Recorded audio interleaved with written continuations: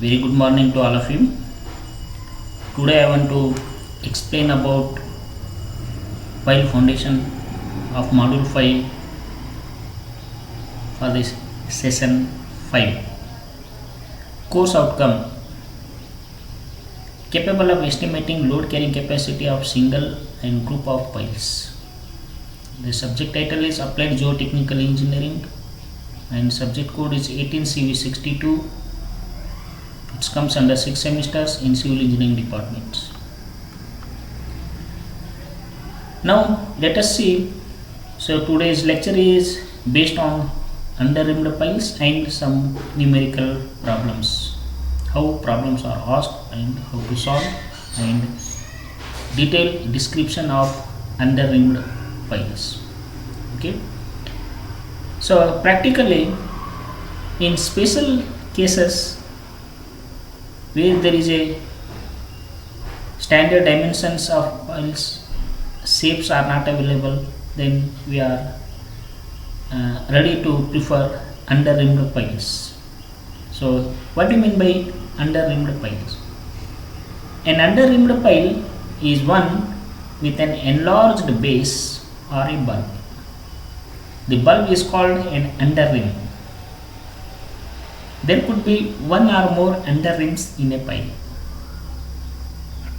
In the former case, it is called a single under-rimmed pile, and in the latter case, it is said to be a multi under-rimmed piles, as shown in figure 5.8 below. See, let us see. This is pile of diameter B, and see this is the bulb BU. This dimension is BU, that is bulb, and this is ground levels, and this shape we are creating, and we are filling the concrete material, that is cast in situ single pile under-rimmed sketch. And see here, this is multi under-rimmed piles, means this is one bulb, this is second bulb, this is third bulb. So, and here bulb to bulb distance is 1.5 times enlarged bulb, that is BU. Okay. So this diagram and this diagram is explained for under-rimmed, and we are increasing the strength while increasing the number of bulb in the depth of the foundations in terms of pile concepts. Normally, under-rimmed piles are cast in situ piles. Normally, under-rimmed piles are cast in situ piles, means we are casting the piles in site, that is cast in situ piles. The under-rims are formed by special equipments. To form the under-rim, special equipments are required. The ratio of the bulb size to pile shaft size is usually 2.5. The ratio of the bulb size to pile shaft size is usually 2.5. The bearing capacity increases because of the increased base area. If we are increasing the base area, bearing capacity of the pile is increased. The more the number of under-rims, the more the capacity. So this is the main concept for using the under-rimmed piles in field. Field tests indicates that for a given load, an under-rimmed pile is more economical than straight board piles. Okay. Field test indicates that for a given load, an under-rimmed pile is more economical than straight board piles. How to calculate load capacity of under-rimmed piles? Let us see. So according to IS, that is Indian Standard Code 2911 Part 1 1964, the load capacity of an under-rimmed piles may be found in much the same way as for driven piles.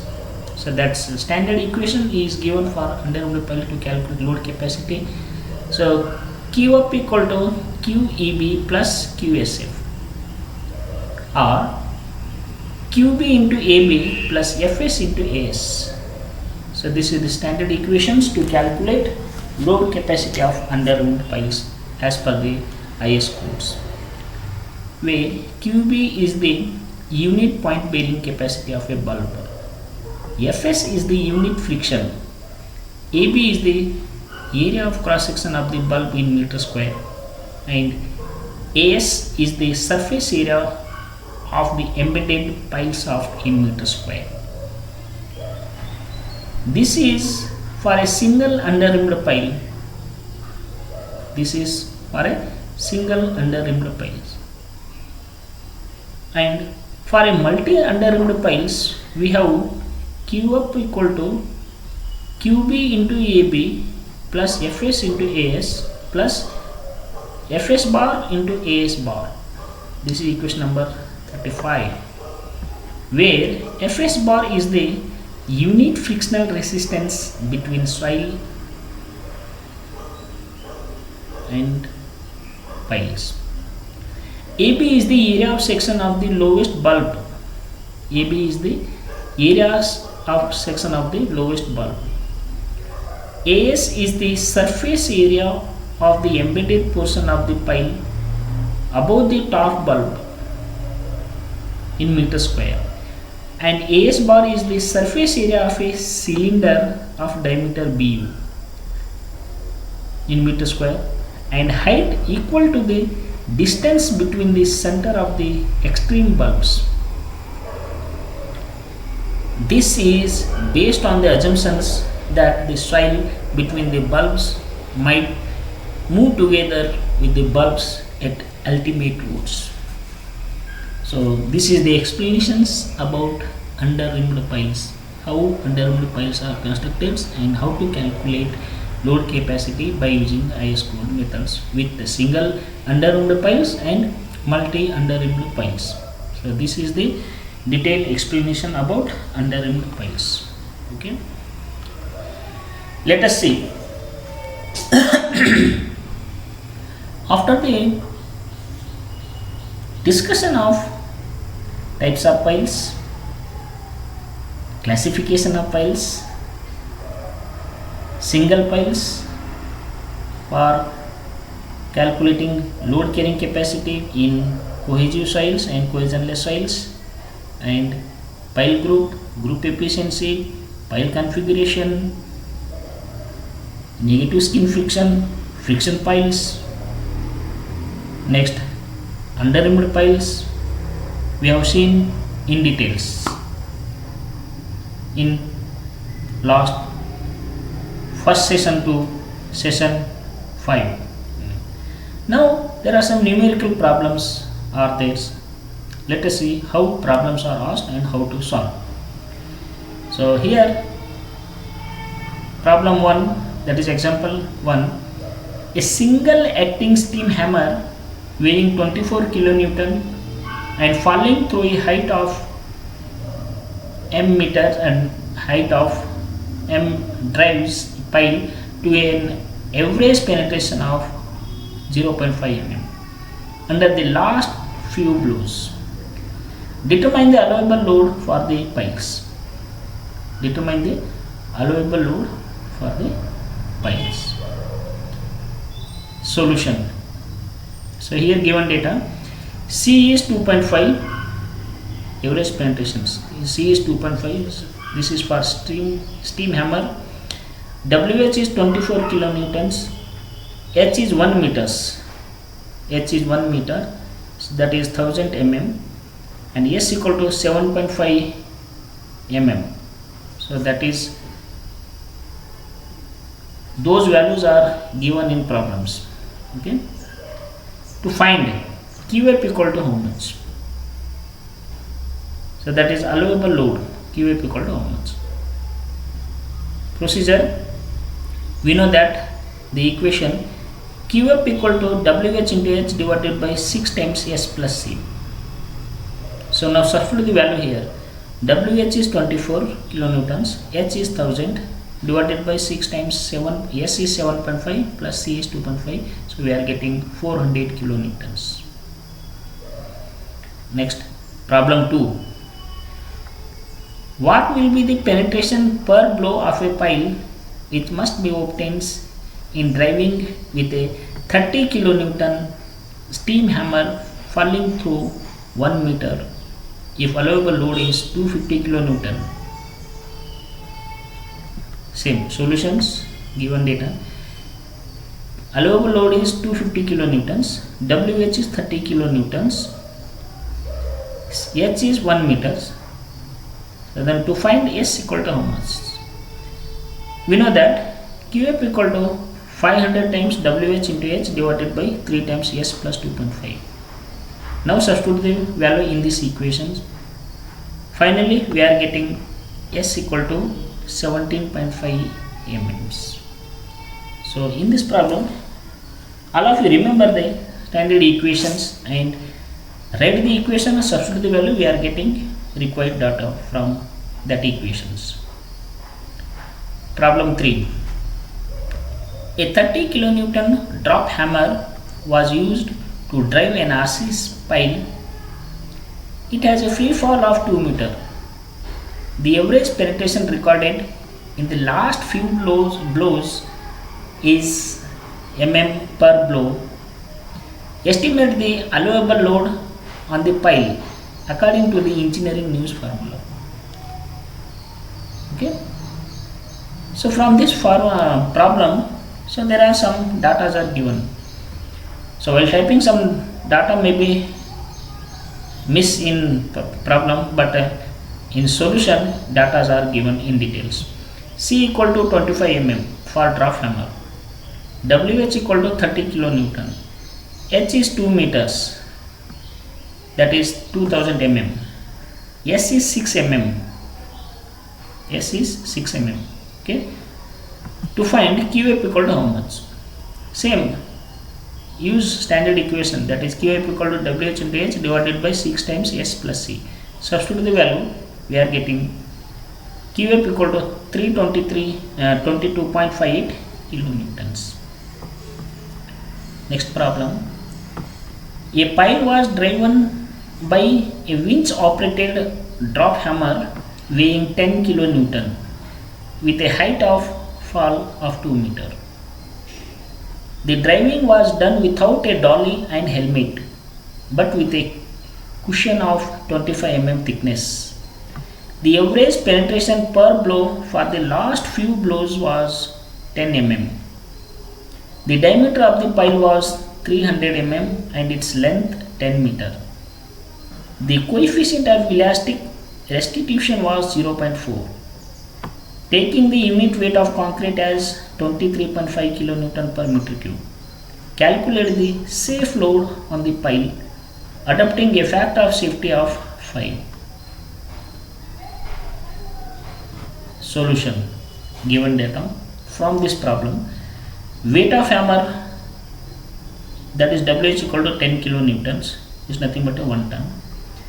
Coefficient of restitution CR equal to 0.4, D is 300 mm, L is 10 meter, H is 2 meter, is nothing but 200 centimeters, S is 10 mm, means 1 centimeter. So then to find QAP equal to how much? Procedure. We know that steps by steps you solve the problem. Weight of pile, WP equal to A into L. So here A is pi by 4 d square into L. So substitute the value here. D is 0.3 and L is 10. So we are getting 16.61 kilonewtons. This is weight of pile. Now CR into WP. So substitute the value. CR is 0.4 into WP is 16.61. So we are getting 6.644 kilonewtons. Therefore WH is greater than CR into WP. So then use this relation, neta equal to WH plus CR square into WP by WH plus WP. In this equation substitute the value. Finally we are getting 0.476 efficiency or 47.6%. Next step, we know that Q up equal to WH into H into neta B divided by S plus C by 2. into C. Now substitute the value from these equations. You solve step by step. So here C equal to 1.77 times Q up by A plus 0.0657 times Q up into L by A plus 3.55 into Q up by A. So from this equation, while substituting the data, finally we are getting C value in terms of centimeters. Okay, so then use that equations and substitute the value and calculate Q up. Okay, or the final solution is Q up equal to 72.72 tons or 727.20 kilonewtons. Here use this equation and substitute the data, and finally we are getting required value in terms of kilonewtons. So this is the solution of this type of problems. Next problem, a 300 mm square pile 15 meter long is driven in a deposit of medium dense sand, that is phi equal to 36 degree, n gamma equal to 40 and nq equal to 42. The unit weight of sand is 15 kilonewton per meter cube. What is the allowable load assuming a factor of safety of 3? Assume the lateral earth pressure coefficient is 0.3. Here same steps. Given datum, L is 15 meter, gamma 15 kilonewton per meter cube, B is 0.3 meter, n gamma 40, nq 42, phi 36 degree, f is 3. Then to find Q up equal to how much? So procedures. First step, calculate ZC equal to 20 times D. So the 20 into D is 0.3, 6 meters. Then calculate Q equal to gamma into ZC, that is overburden pressure. So that is 15 into 6, 90 kilonewton per meter square. Now calculate by using these equations QB equal to, given the relation, 0.5 times gamma B into n gamma plus Q into nq. Now substitute the value in this equation. 1 by 2 into gamma is 15 into B is 0.3 into n gamma is 40 plus Q is 90 into nq is 42. So we are getting 3870 kilonewton per meter square. So then QUB equal to QB into AB. So here QB is 3870 into AB is 0.3. So this is 348.3 kilonewtons. Next, QSF equal to K times tan del, that is area of stress diagrams into pile perimeters. So now substitute the value here from this equation.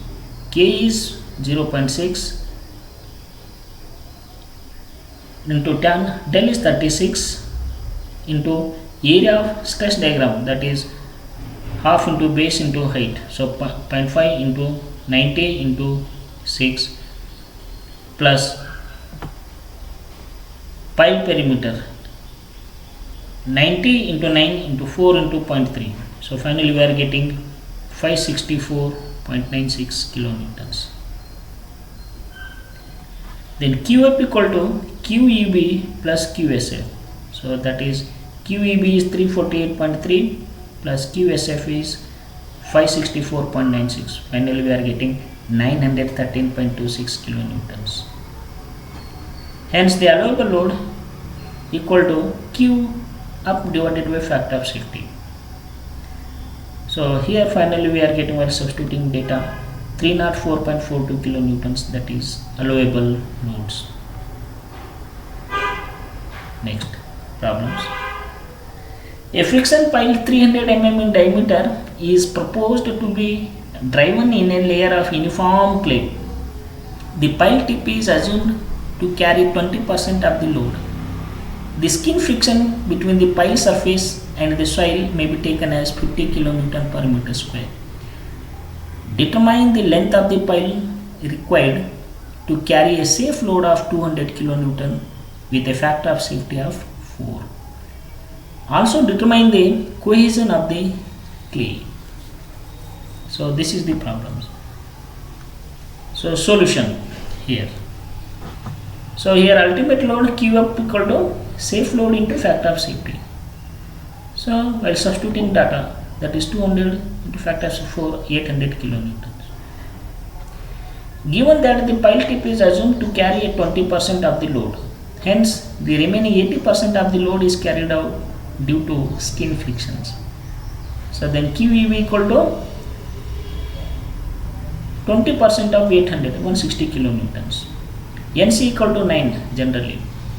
Then QEB equal to NC into C into AB. Or C equal to, interchange the equation, substitute the value, finally we are getting C equal to 251.5 kilonewton per meter square. We know that QSF equal to Fs into AS, Fs into AS, where QSF equal to Fs is 80%, okay, 640 kilonewton, and Fs equal to 50 kilonewton per meter square, and AS equal to pi d into L. So here pi into d is 0.3 into L is in terms of L. So therefore substitute the value in the equations. Q is 640 equal to NC is 50 into pi into 0.3 into L. So finally we are getting length of the pile in terms of meters, that is 13.58 meters. So this is the solution of this type of problems. So now this slide is explains for multiple choice questions based on the earlier discussions and based on the some numerical problems, how multiple choice questions are created. See here, first question, based on the mode of supporting vertical loads, pile may be classified as dash piles and dash piles. So that is friction pile and bearing piles. There is a possible reduction in pile capacity through liquefaction if a pile is driven into dash. Answer is loose sand or silt. Bypassing a bad soil may be achieved by the use of dash. Answer is piles. The minimum center to center distance of friction piles of M diameters is, option is 2 meter or 2 meter to 3 meter or 3 meter to 4 meter or 5 meter. Answer is 3 meter to 4 meter. Underrimmed piles are generally driven piles, or board piles, or precast piles, or all the above. Answer is board piles. The head of the treated timber piles after having been driven, option is can support the pile cap directly. Second option, must be covered with a wooden plank to receive the pile cap, or must be provided with a zinc or lead coat and then a hot patch, or must be sawed out up to the damaged portion to receive the pile cap. Answer is C, that is third option. Precast concrete piles are usually plain or reinforced concrete, or reinforced or pre-stressed concrete, or plain, reinforced or pre-stressed concrete, or reinforced concrete only. Option is B, that is precast concrete piles are usually reinforced or pre-stressed concrete piles. A shape of the precast concrete piles is normally round or square, or round or square, square or octagonals. Option is D, that is square or octagonal.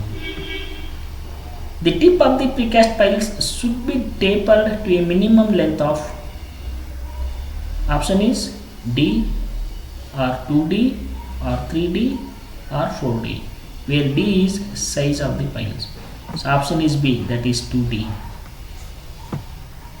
The minimum size of the tip of precast pile should be 50 mm or 75 mm, 125 mm, 250 mm. Option is C, that is 125 mm. Next question. The pre-stress of concrete piles in foundation is primarily to resist the impact from the hammer, bending stress during handling, high frictional forces from the skin, high compression from the loads. Option is B. Second option is correct. Precast piles used in a seawater must be provided with asphalt impregnation, epoxy coating, higher cement content, higher percentage of steel. Option is A, that is asphalt impregnation. Board concrete piles must be provided with a thin shell covering, need not be provided with a shell, must be provided in without any reinforcement, none of these. Option is B, that is need not be provided with a shell. Board or cast in situ piles are used the following concretes. Board or cast in situ piles use the following concrete: M10 to M15, M15 to M20, M10 to M25 or M15 to M30. Option is B, that is M15 to M20. The slump of concrete used in cast in situ piles is about 10 to 20 mm, 20 to 40 mm, 40 to 60 mm, 60 to 90 mm. Answer is third, that is 40 to 60 mm slump. The pile capacity in foundation is controlled by structural strength of the pile, supporting strength of the soil, driving capacity of the hammer, structural strength of the pile and supporting strength of the soil. Option is D is correct. The ultimate bearing capacity of a bearing pile with its tip in granular soil is, option 1 is Q equal to S times Q plus Hg into K tan phi, or Q equal to S into Cn, or third is Q equal to A times 1.3 times CNC plus gamma DNQ plus 0.6 gamma A and gamma, or D option Q equal to A times gamma D and Q plus 0.6 gamma A and Q plus S into gamma into D minus 0.5 times Hg into tan phi. Option is 4, that is D option is correct. So these are the references, short outlets for session 5. Okay. Thank you one and all. Next class I will be continuing.